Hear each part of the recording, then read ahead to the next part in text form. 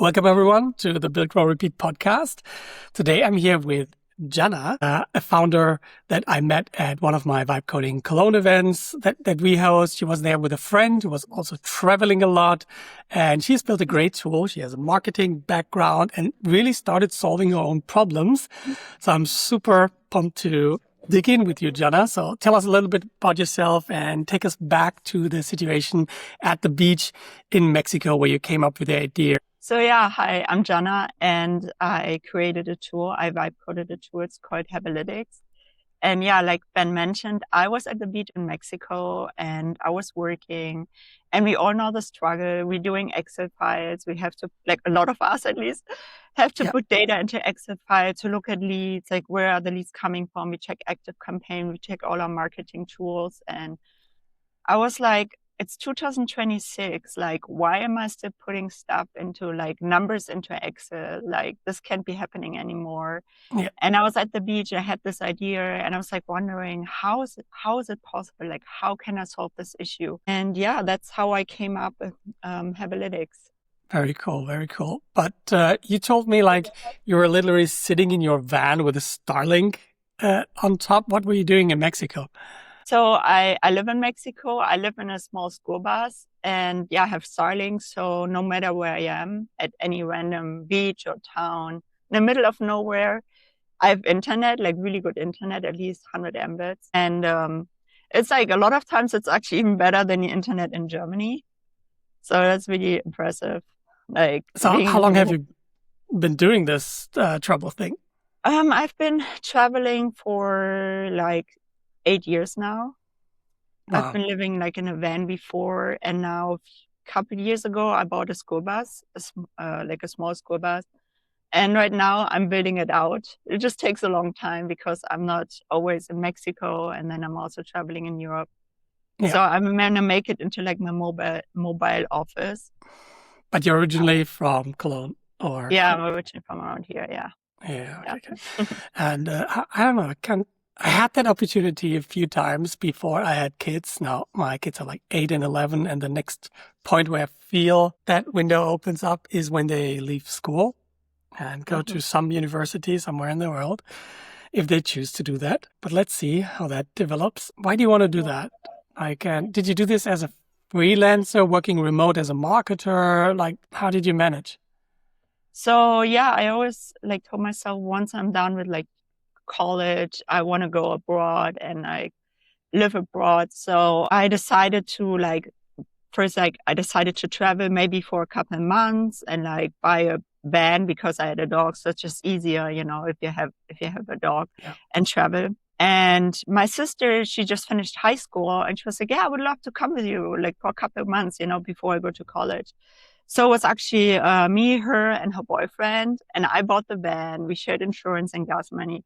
So I bought the van in Canada, and we drove it like down the west coast, down the coast. And after a few months, living is expensive, especially in Canada and the US. So I ran out of money. I had to go back to Germany for like a few months to work and save some money. So I worked at like exhibitions and such, and like catering or whatever jobs I could pick up. And my sister drove down my bus to Mexico, my van. And she put it in storage, and she went back to Germany. And I was like, I'm just going to like fly back to Mexico, get the van, maybe sell it after a couple of months, when I'm done or run out of money, because I worked in Germany. But then when I went back to Mexico, I didn't have a job or like a remote job. And then I really like van life. I was like, wow, that's how like freedom feels like, You live in your vehicle, you park wherever, you meet amazing people, you do sports. Like I went surfing or like climbing, whatever.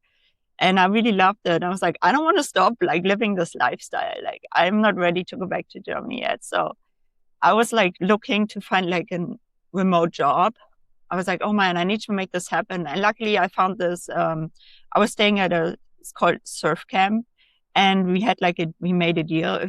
If I make a website for the guy, I can stay however long I wanted to. I was like, great, at least I have a place to stay. I have a shower. There's like an outdoor kitchen, and I have a place to sleep. So this works. Oh, that is a good idea. Yeah, like I was like trying to like find jobs online. I was like, oh, I need to make this happen. And I was like really desperate. I was like, oh, I was like down to my last like $20.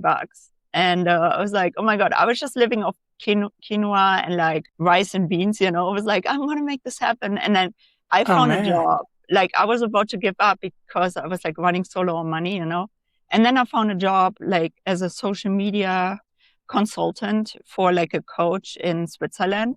It's just like a little like part-time job. I don't even remember. I think it was like 5 or 10 hours a week. And I was so happy. I was like, oh my God, I'm going to get like 500 or 600 euro a month now. Yay, And that's how Yeah. it all started. Like, I was so hooked. I found a job online. Now I live this life. I don't need a lot of money. And yeah, that's how my like remote life started kind of. Yeah.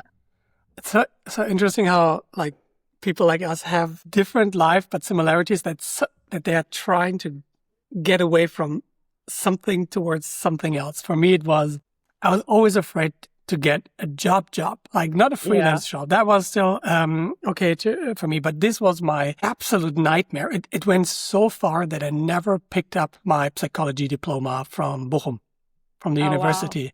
I didn't, like, it was completely stupid. Yeah, like thinking about that. Yeah, but I wanted to make it so bad. And I didn't care how. I started building websites, did Mm-hmm. SEO, pay-per-click, advertising, and that kind of stuff. And that was the dream for me for a while. Then that dream progressed to, I don't want to sell my time for money Yeah. all of the time. And now my last year's obsessions was mostly about how can I create a bit more leverage, go from one-to-one to one-to-many to Yeah. a product. And then I was so bummed out by trying to find co-founders who helped me build a product that I could sell, because we know how to sell something, but Mm-hmm. building that product felt extremely impossible.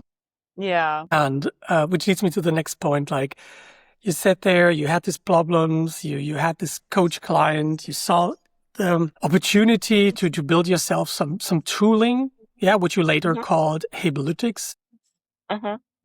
which is probably like a fun German pun where Hebel is a leverage, yeah, Mm-hmm. and analytics. Is that Yeah. intentional? Yeah, it was intentional. Yeah. Yeah.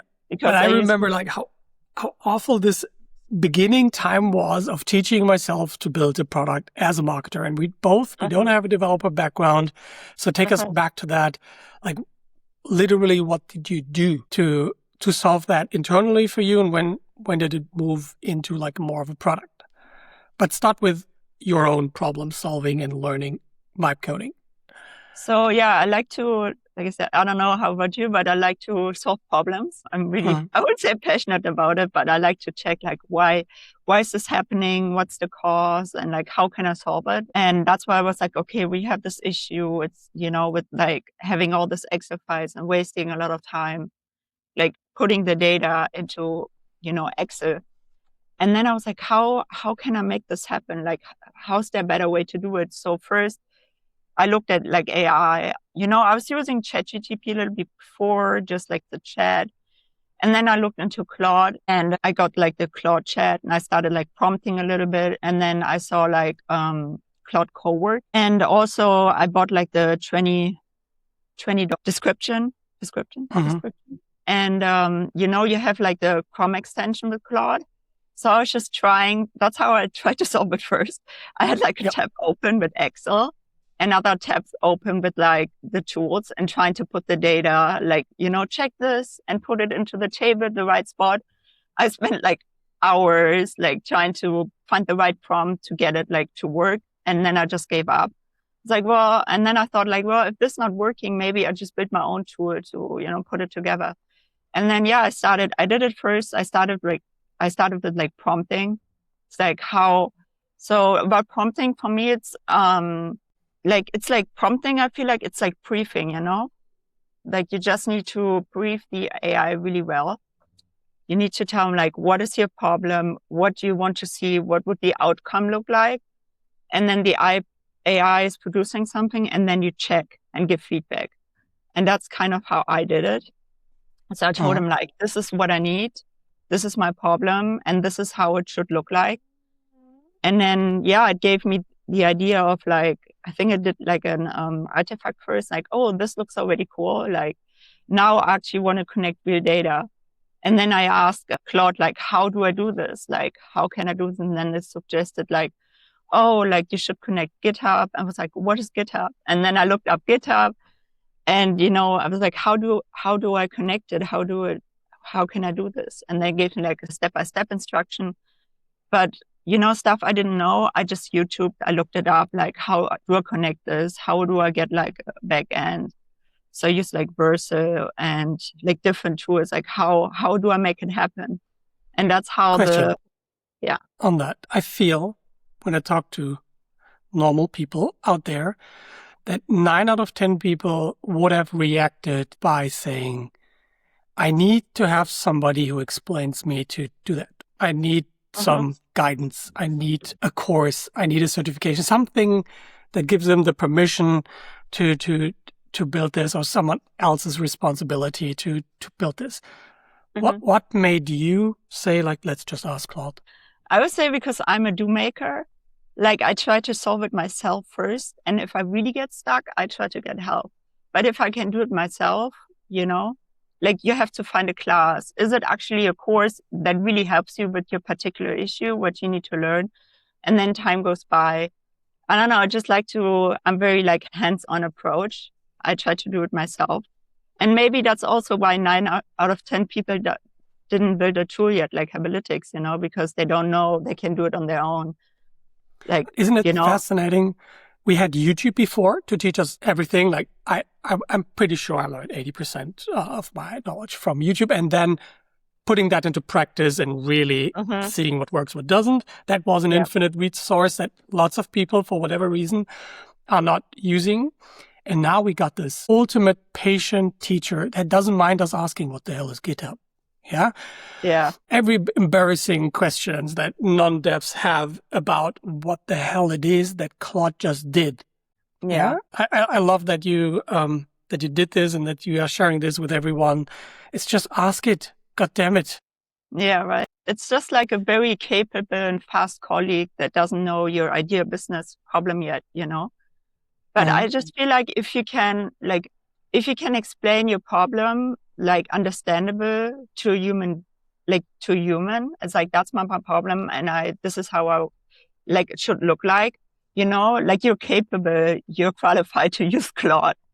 Like it should be able to solve your issue, Did you have to overcome it that you didn't truly understand what Claude is doing on the other side, or how do you deal with that? I feel the same. Yeah. Like that's also one issue I have sometimes, or like quite often, because I'm not a developer and it's so quick and so capable, and I have a marketing background. Sometimes it's really hard to understand like what it's actually doing, It's like sometimes like information get lost in my head in the process. Like I state my issues, that's what I need, and I see the outcome and it works. But the whole process, what it just did, like having that understanding, that's sometimes hard to grab for me. Yeah. For me, it stopped mattering in some parts, and it started mattering more for me in the last few months in others, like where I don't care about it anymore. Now pretty much every meeting, I have the full context. I let it create some slides in HTML. Yeah, do I worry about the HTML code below that? I don't give a fuck. Like as long as it looks right, has the right content, the right structure, it helps people to understand what I'm saying better. I don't care. And that is like a very super small scale piece of software, if you even want to dare to call it that way. But otherwise, like if the calculations look plausible, I can do a double check and the data comes from this and that source, and I can now interpret it easier, fine to me. This is where I stopped caring at all. And where I started caring was at the meetup, you were there, like when we talked about like AI security and compliance stuff. And I'm super happy that there are now tools out there that you can use. You could just use Claude, but you're essentially asking the same person that built it to review itself, which is a bit sketchy, to see like, hey, can you scan my shit? Is there any obvious stupid things that we did that we need to fix here security wise? There is no guarantee for security, and all past bugs and security vulnerabilities and incidents have been caused by professional developers. Every single fucking one, if you think about it like that. And of course, we vibe coders, we're going to pile on top of that. But this is where I started to care, but the rest, I couldn't care less anymore. Do you feel similar? Yeah, like for me, it's very important to have a secure system. That's why I also looked into like startups or opportunities that are out there. That's why I also went to, your meetup, the Vibe Coders, because I wanted to have more insight. And I saw the list of the presentations that day, and I was like, oh, that's very interesting. So yeah, like you said, security is very important. And I just feel like there's just so much going on, like we can't understand all of it, and I think the most important part is it's secure. There's no data leakage, and, it won't be too many bugs or, like that the system completely shuts down. So I think that's the most important thing. But I also don't want to hide like the grind like we had to go through. I remember screaming at my machine for 3 months in January 2025 to March. Yeah, until I birthed my first SaaS product, the Captain. Yeah, which was like a ChatGPT where you could choose which model you wanted to use, any like Perplexity or Gemini or whatever, and you could store all of your business context. It was my own problem that I solved. Got my first paying subscriber on Stripe that way, and got me this itch of, damn, I can now build products. What was previously like a freelance skill, I exchanged my time against money. I can now build a product for it. But damn, was that difficult to understand in the beginning. Take us maybe back to what you have built so people understand it a little better, and the number of like API access approvals and shit like that that you had to set up, and how you dealt with this madness. Yeah, like I mentioned earlier, like I had the issue for one of my clients with all the Excel sheets and files, and that's how I came up with the idea.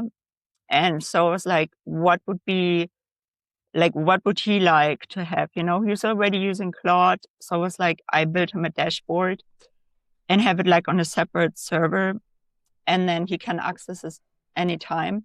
Like, and who is he? What was your case? What were you trying to solve? So he has different marketing tools. And then I was trying to solve the issue of like, I had to put like leads in Excel sheets. So like, you have so many different tools for marketing, for tracking, for, search console, you have analytics. If you run ads, you have meta ads, LinkedIn ads, whatever. And then I try to like create first like a software that just puts it all together, so I don't have to do it anymore. And then I was like, oh, maybe I can like add an AI and train an AI to read the funnel how I would read it. When I look at the Excel files, what like comes to my mind when I see the numbers, like, okay, this is coming from this. What does it mean? Try to grab the connections. So first, I just wanted to have this dashboard with like all the Excel files together, just in tabs and the numbers. And then I was like, I should use AI to find issues in the funnel, and that's how it all kind of came together. And like, I pitched him the idea. I was like, hey, what about I built you like a dashboard? Would you be down for that? Maybe I just start with, this and this amount of hours just for you to grab the idea and see how it looks like, I was like, yeah, just go ahead, just build it. Sounds good. And then I did. And like the first he looked at it and he was like, oh, this is cool. It's like, yeah, this is awesome. It was like May. I was like, I haven't really seen anything like this. And then I was like, we're both hooked. I was like, that's awesome. Like you just have all your numbers in one dashboard together. And then, I started working on the AI connection with Claude. And, when it comes to APIs, first just adding like his API connections was pretty easy. However, if you ask for like a developer approval for Google or LinkedIn or whatever, it's way more complicated. Yeah. I think I asked for like analytics. I asked for a search console. I had to fill up pages of documentation. What am I doing? What my tool looks like? And I think like they just want to know it's like read only. So yeah, you don't use the data for like a big new product, a competition product to like Google. So like I always had to make sure it's like read only. We just look into, clients get the data and then they see the data. And like I also mentioned, hey, we use internal AI like for them to interpret their own data and stuff. It's a process. Like it took, I don't know, I think for Search Console it took like 1.5 months.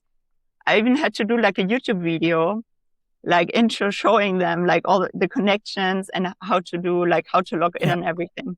So maybe we are both marketers. We know, I exactly know what you are talking about right now, but please correct me while giving a little overview. So let's say you are marketing a webinar. You want to have 100 people registering for it. Then you do Meta ads, LinkedIn ads, Google ads. You send them to build creatives. They click on it. You send them to a landing page. They register through a form. They show up. You follow up with them. You hopefully sell them your product afterwards. And then you're trying to figure out every webinar what worked, what did not work. And you're looking at your Meta ads data, but it is very different from what Google Analytics tells you. And then you have organic sources like SEO traffic that you can monitor with Google Search Console. But it's extremely hard to say what exactly comes from what. We call this like the attribution problem. Like who actually made that and what did it? Let's say Meta ads, we spent $500 for the webinar. How many people from those $500 clicked, registered, bought a product with how much revenue? And ideally you make more than €500 in margin of the sale. So you found a profitable campaign. That is not a given. That is very hard to do. It's the biggest challenge I would say we marketers have. If that was easy, everyone would be fucking rich. Yeah. It's the hardest one to turn $100 into 200 and then scale that up. And that is what you're trying to solve. And it's again, for everyone, it's often easy to solve it for yourself or for one person. All of the providers are pretty open to giving you access to the data. But as soon as you want to say like anyone can connect their Google Analytics data, their Meta ads data, then the paperwork gets pretty insane because they want to avoid abuse on that side. Is this about right? Yeah. Thank you for clarifying it. So what was the moment when you saw like, okay, this is an individual solution for the client that you had, and you saw this could be a product with all of its consequences? So yeah, when I saw the reaction of my client, when I showed him, he was like, oh, that's cool. And then I'm still training the AI, but it's like we asked like, where's like an issue in the funnel, and then it showed because I have Claude connected via API too. So, and I trained it like it was briefly like what would be possible issues and stuff. So for instance, it says, oh, you have this amount of people on your page, but like less than 1% actually turned into like a lead. So it can actually tell you specifically, like in that sense, like, oh, there's an issue. So that was like, he was like, oh, that's awesome. I mean, that is just the surface level, because like there's so many more things you could do and train it on. Yeah.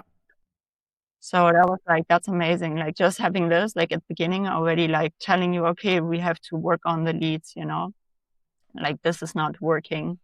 Instead of looking through like data on the Excel file, like, oh, where, like this is the number of traffic, this is the conversion rate, this is the people signed up for leads, and like looking at reads and comparing last year, like all in Excel files, like looking it all up. It's just like can compare last year, this month, this day, and so on. So that was really cool, like to have this big like amount of time saved, and also giving you the opportunity to like change that and do better.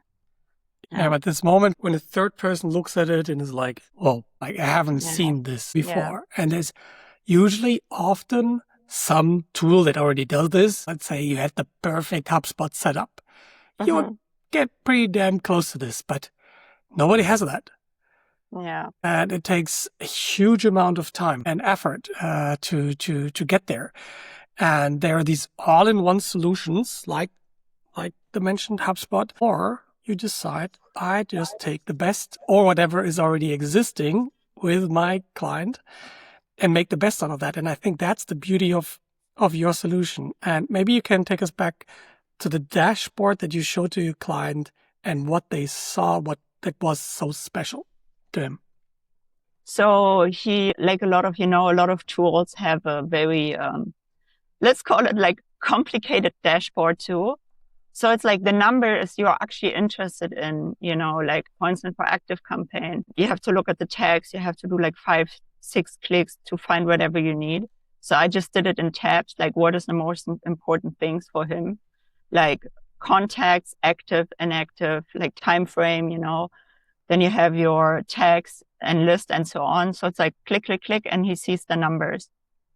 So that was one thing, like just having it easier too, because that saves a lot of time instead of searching for stuff, or some of the tools, for payments. Like, I don't know if you're familiar with like Digistore, probably in a Digistore, right? Sometimes it's also very hard to find things in Digistore. It's like, it's oh, you have ugly to as interface. or you don't find it at all, and you have to message customer support. And then mostly like, there's a lot of numbers, but you don't need all of them necessarily to understand what's going on, who bought it or whatever, so just like trying to make it more simple, but still give the opportunity to add like things, So, that's what I think really like got him hooked on it. Just an easy design, not too overwhelming, but you can still like add things if you like, but you can also make it disappear so it's not like in your way. So let's talk a bit more about what it takes to convert like an individual solution into a product. We heard about the paper way work when you want to pull in external sources, but not every product that is built needs that. So what else have you observed what it takes? Maybe how you were thinking about marketing it, pricing it, and what features it needs, how they're going to sign up. Do they need a team? Share with us. What did you have to think about? Yeah, I think that's also a really hard part when you have already a product. I think the best way to go is like talk to people. Like you talk to people, I talk to people, do LinkedIn ads. I talk to people, do like meta ads. Like what do you need? What would really help you?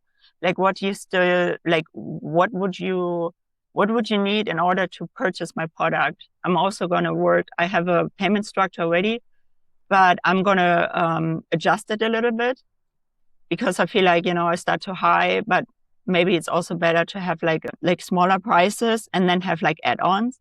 So I'm also, that's the nice thing. You can also test it, like what works better with people. You can have you can run meta ads. You can do 2 landing pages, 2 different pricing models and see, do heat maps, like where do people click on, which is the beautiful part about marketing. Like a lot of things are almost everything is testable, Mm-hmm. And And we can now build those tests. If we want to change something on the landing page, we don't have to wait for a developer. We don't have to click around for a half day in a WordPress plugin directory. We could just talk to Claude and it makes it. Yeah, exactly. Yeah. We don't need 2 weeks anymore, a week to build a landing page. Yeah. And getting to this point of being able to talk to Claude and your website and your product changes in front of your eyes. What was that as important to you as it was for me? I don't know if I'm overrating this. Yeah, it's true what you said. I was really excited, and especially like talking to people about it. Like I talked to some people about it. I showed them, or you too. You're like, oh, that's interesting. And then interesting, I want to know more.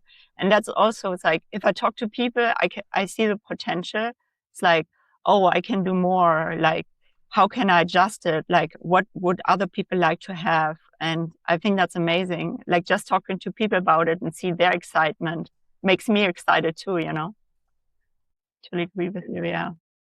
And it enables anyone with a perspective to build something genuinely valuable for themselves. And it's often surprisingly different than what the previous generation of builders have created. I feel like developers have a very strong tendency to primarily solve the development problem. They use AI 80-90%. How do I get better at building this one vertical thing, which is called building the product. Mm.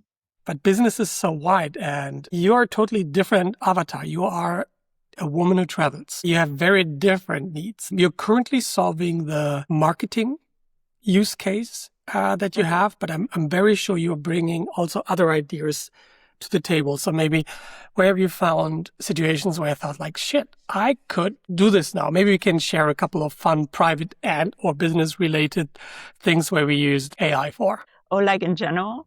Yeah. Yeah. So like you said, landing pages, like I built my Hebelytics landing page with AI and it's just so much faster now. Or like newsletters, I just create newsletters on Prevo with AI. I did my first pop-up because I've worked a lot with lead generation. So, finding a good pop-up tool to have like proper pop-ups and that fits to like the page, because pages have different dimensions. Sometimes, I don't know if people are aware of it. It's like depending how many pixels they have. So having a pop-up that actually looks good, not too big, too small, is really hard. So I built my own pop-up builder. I'm still working on it, just like a side project. I was so excited. I was like, took a selfie. I was like, look, this is my first own pop-up builder, like I did this. It's just AI. It's amazing. Like you can build anything, like, just try to prompt good and check the outcome and adjust. It's just, I don't know, it gives me so many opportunities to create. Yeah. And it's amazing. And it replaces a lot of subscriptions. Things like Opt-in Monster. Yeah, they are suffering, I'm sure, right now because probably, yeah. You build such a better integrated experience if you just ask Claude to do it yourself in your style, the way you want it. And you casually mentioned creating newsletters. I was so happy when I sent my first vibe-coded newsletter. It looked better. And it was, again, this epiphany of I wrote an article. I could just point it to it, tell it a couple of things. Here are my upcoming events. It laid it out. I gave it feedback on design, and then I had the template for the future. And from then, turn it into a skill. And Christina, my fiancée, could just say, hey, / newsletter, or like Content Weekly is my skill called that is attached to the newsletter. And it was created, would choose the right audience, send it out, and review it. Yeah. What did you send it out with? You said you created it with Fable, but what did you send it out with? Oh, mean the newsletter or? Yeah. I just, I used Prevo. I just connected it with MCP. And then I just, I did it pretty much how you did it as a skill. And then I just scheduled it and sent it out pretty much just like you did. Yeah, but what is still maybe different? I'm not sure yet. You are going to the marketer tools and connect with them. I switched also many times for pricing reasons. I switched to the developer tools. I use one it's called Recent. And it essentially uses the same technology, React, that our websites are now all built on, that we are vibe coding. And it uses that for emails. And then the system converts that into a email friendly code and then sends it out to any servers. And I use it for Resend. And it's just incredibly cheap compared to everything that is branded as a marketing and sales tool gets this tax on top. And as soon as its developer is like almost negative, it's either free or it's like 10x cheaper. And what I like about the developer-oriented tool, now that marketers have also seen we need to add an MCP server or something like that, it was very normal for them to build tools that speak natively with agents through multiple means. And I just love that. Amazing. Maybe you have some private cases as well. I built some fun stuff for myself. What did I do recently? This was a fun one. So I'm 44, but I still love giving myself time to play games. Yeah, I grew up with games. I've always been a gamer. So I built a little code base like for myself that is interviewing me on my gaming behavior and pulls in data from Steam, Nintendo, and then observes how am I playing, how am I feeling about playing, and suggesting to me the game that I should be playing right now. And it was so fascinating building this mixture of a completely unproductive thing heavily psychology inside of the software product for such a use case. Have you done any weird shit like that? No, not yet. What could be something for a woman who travels? Like, think about it. Like, what would be extremely useful? Like what I could code or Yeah. That would be just useful for yourself, for your friends, that you wouldn't have to make a product into, that you can now do that you probably before that wouldn't be able to do. Like for traveling, I could probably like build something. I fly a lot and sometimes I stay at Airbnbs, like develop a tool, tells like, hey, I need to go from here to there, look for cheap flights. And then, what's the cheapest flight, best time, look for Airbnbs, bookings, and like just give me the information and then just click on it. I can book it instead of like, going to Skyscanner, Airbnb, booking.com, just combine all of them. I don't know if a platform like this already exists or like, how, but that does could matter. be, yeah. Even if it exists, would you be willing to pay for it? Probably not. But creating a little loop in your Claude Code that would do this on, let's say, a 12-hour, 24-hour basis and just pings you on your messenger, says like, I know you're still here for 3 weeks, but there is an opportunity right now. And you can just say no later. Yes, tell me more. Or I think another idea just came up to my head because I'm still building out my bus and I have all the measurements of like height and width and like how thick areas are and stuff. I could probably build like a tool that tells me exactly how much wood I would need and like what kind of wood and what would be good for like, this kind of environment, and then just put everything together and tells me like, oh, buy this one, like let's say buy this wood 20 square meters, buy this flooring 10 square meter, whatever I need, I think that would be very helpful for my bus build. I think probably be possible to build that instead of like doing the math in my head. That's cool. Calculator. Just random stuff, right? It's the random stuff. And I encourage people, and I do this myself as well, to keep a list of ideas to potentially launch and just sit with it for a while. If it keeps on nagging you, you should do it. So I have 2 things that I have on my upcoming startup list. And I almost think about it like on a quarterly basis. I don't mean that I'm going to do like full all-in startup just for 3 months and then let it drop, but building myself a little portfolio and see what the market reacts to. Yeah. So the current one that I'm launching, it's always like I'm trying to solve my own problems. I built myself a tool. It's now live on customermagic.ai. It connects to your Claude. Your Claude is connected to your mail, to your calendar, to your CRM and everything. And then it scores all of your opportunities that you have right now in terms of retaining revenue, making new revenue, nurturing a lead, keeping up an important connection, and just scores them and tells me what to do next. What are the next 5 things to do? And I need that. Then the next one is I'm thoroughly discouraged by the content grind.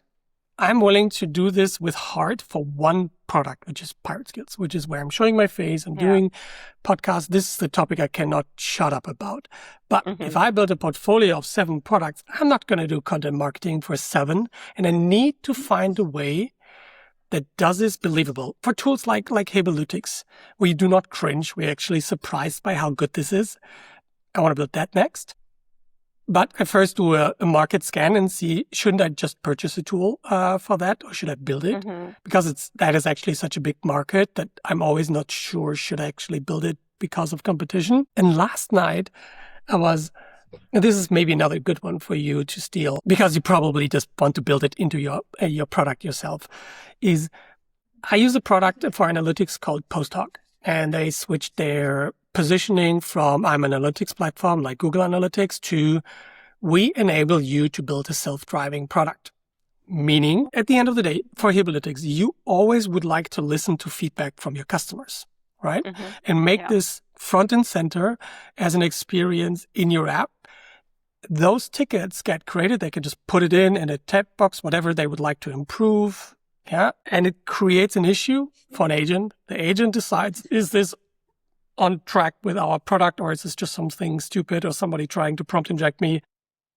Builds this, presents you this solution. You just need to click accept and it's in your product. This ever-growing feedback cycle. Yeah. And we often, I always say I need to do it, but I not often actually do it. And I've now built it, for example, in the hackathon management app. And let's see how that works out. Maybe that is another product. So That's keep really a little good list. idea, Of your ideas. Just let it sit for a while. If they're still good in a week or two, they're probably not that bad as they are most of the time. So if you're thinking about doing it again, Hebelytics, or another product, what would you do differently, and what advice would you give to your previous self and to anyone listening who's getting into it as a non-technical founder? That's a good question. I wouldn't change too much. I think I would just try to do a little bit of better time management, because, building this, having also clients I work for. And then also I tried studying my personal brand, and also like checking the funnel on Hebelytics. It was just like a little too much. So I think I would change my time management a little bit, like in a different way. It's just, like you said too, you have so many ideas, so many projects. I want to do this, I want to do that. And sometimes it just gets overwhelming, and stopping yourself and really prioritizing what you should focus on. I think that I would probably do different, like focus more really on Hebelytics, finding like people to try it earlier and talk more to people instead of having like 1 or 2 clients check it. More people, like you read way more people to have their suggestions and their ideas, what I could add, that I would definitely do different. And I also must say, like, yes, I did it like by myself. I didn't really take a class, but in May it was also like now there's way more possibilities to learn more about it, than I was in May. So I would maybe do like, a little bit more research or learning stuff, the connections and stuff. I must now really say, because I think having a general understanding how things work helps. So yeah. Okay. I did it, That's it worked, but it just helps a little bit, like having like a general understanding of what you're doing.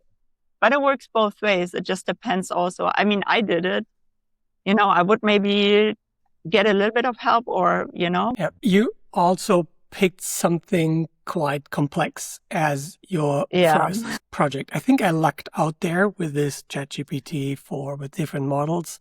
That was pretty primitive. But you're building like a multi-platform connection dashboard that has many failure points.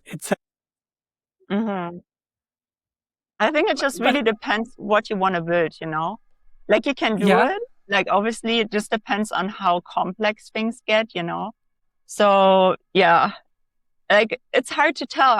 Sometimes I'm like, sometimes I would be good to have had like this like introduction beginning, a little bit of help. On the other hand, I still did it. It's possible, Yeah. So and maybe it would have kept you from just pushing ahead and doing it. Yeah. And I still wonder like how much knowledge is like the bare minimum, that I wanted to give someone before just sending them on that journey. I'm thinking about this a lot because of the Pirate Forge. Like we teach people like how the vibe coding, vibe marketing journey, like every quarter I'm thinking, how can we make this simpler, more approachable? Because as you did, I noticed the most important thing is what you learn while doing it. And if you have time, you can always ask your agent, can you explain this authentication process a bit more? How is my data secured? How are people joining a team in there? And how are they not seeing other people's data? It's an infinite rabbit hole. It's also true today in my belief that probably 99% of developers do not understand it all the way down. There's always a level deeper, and you kind of have to tell yourself, what is the extraction level I'm willing to live in? Yeah. Yeah. And just natural language, it's probably too shallow if you want to earn money with it. Just one level Mm-hmm. deeper, like at least Yeah. the software architecture. But would I say people should learn everything at the beginning and then build? No. No, No, no, definitely no, no, not. no. No. Just the broad strokes. Mm-hmm. And then go deeper, whatever you're building. Yeah. And Yeah. obsess about that for a while, like payment integration. Not a joke. That is truly not a joke. Yeah. When it gets to that point, obsess about payment integrations, have long ass discussions with Claude. Yeah. I remember these times when I literally spoke like 5 to 10 minutes of me into Claude and having this long form discussions. Did you go through these phases as well? Yeah, yeah, of course. Like trying to understand stuff. And then a lot of times, like now it works, he knows how I talk and my knowledge level. But before I was like, what are you talking about? Like, can you do like a step by step for beginners? So Hmm. like I had to like really do step and easy words to understand some processes. So yeah, I remember. Yeah. It's wild. It's wild. So Yeah. what I also love about this opportunity now is that you get to decide what do you want to do with it? Like, what do you think about yourself? You're now able to do things you couldn't do a year ago. Are you going to optimize for more freedom and time for yourself or for bigger ambitions? What is it for you? That's a tough question because I like, I like being at the beach. I like surfing, but I'm very ambitious too. So at some point I'm like, okay, I need to create. I want to work, and use my brain other than just being out in the ocean, surfing or doing other sports. So I would say I still want to improve Hebelytics. I have some other ideas for Hebelytics. I want to try out eventually, but now I just focus on the marketing and improving the AI, the internal AI. Like I have this idea now, like it understands already connections, between the different tools, but like being more specific, like for ads, for instance, like it can tell you like, oh, this ad is not working, but what on the ad is not working, like Yeah, the text, the colors. And that's the specific thing I want to solve, like why is this ad not working? And then it's supposed to tell you like, this is what you have to do now. Like you take a text, it has to be like, psychologically, it's like you're more attracted, like let's say, make $5,000 in 2 weeks. That's one ad text, right? And then the next one is make money. So what is more appealing to you? Like that's the psychological part of it, And I really wanted to understand that part too and tell you like, hey, your ad text needs to be more specific.